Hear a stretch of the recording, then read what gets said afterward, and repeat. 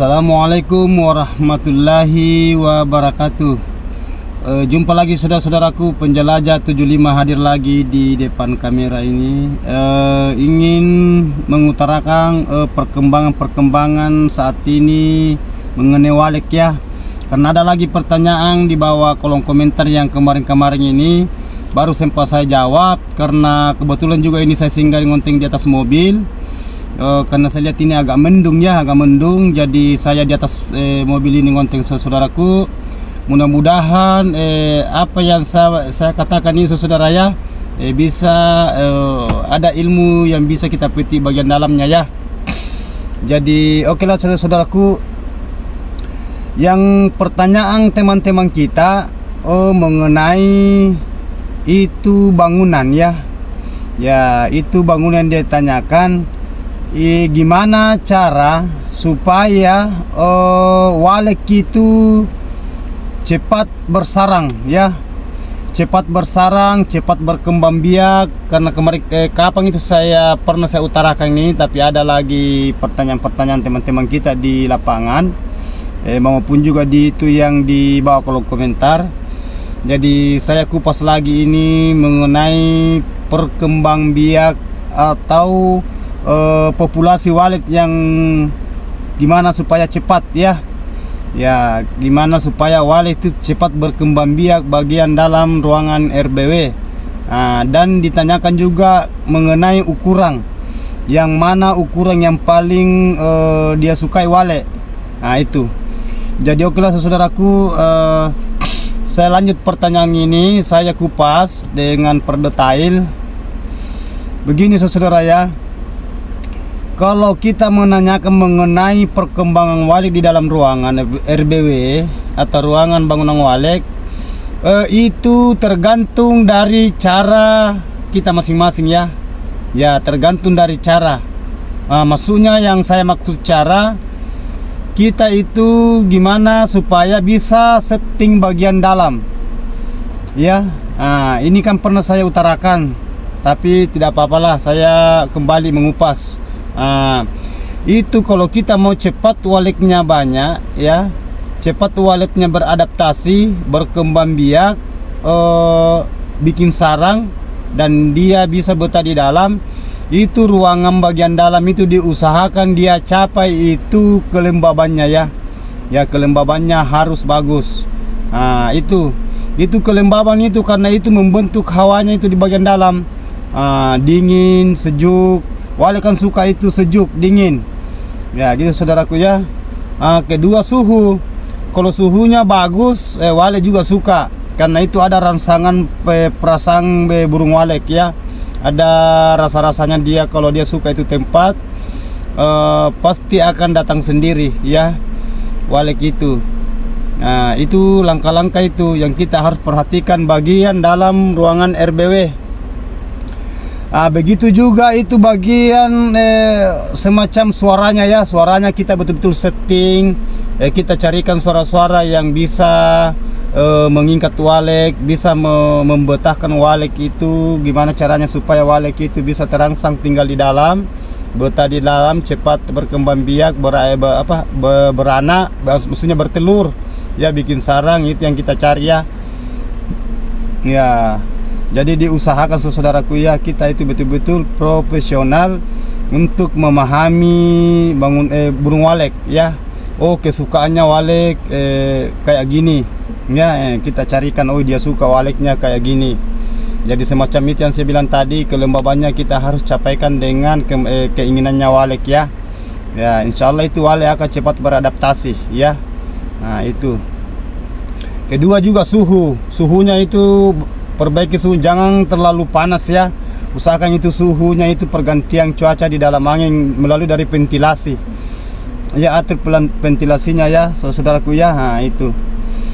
Suara juga, suara jangan terlalu besar sekali suara inapnya. Kalau terlalu besar sekali suara inap itu biasa itu bising bagian dalam, istilahnya bising, maksudnya bising, istilahnya terlalu besar. Karena ini suara inap, suara huni. Jadi kita atur aja gimana besarnya kalau Walek di dalam ruangan ya, disesuaikan saja ya. Itu. Jadi itu tadi yang langkah-langkah yang kita harus penuhi kalau waleknya cepat berkembang biak di dalam ya. Dan jangan selalu dimasuki ya, jangan selalu kita masuk, apalagi kalau masuk sore waktunya seterahan, nanti mau waktunya burung walek nanti mau seterahan kita masuk ada di dalam. Begitu juga pagi-pagi, terlalu pagi sekali kita masuk, masih ada walek belum keluar itu pergi makan, kita masuk lagi. Jadi walek itu terganggu ya.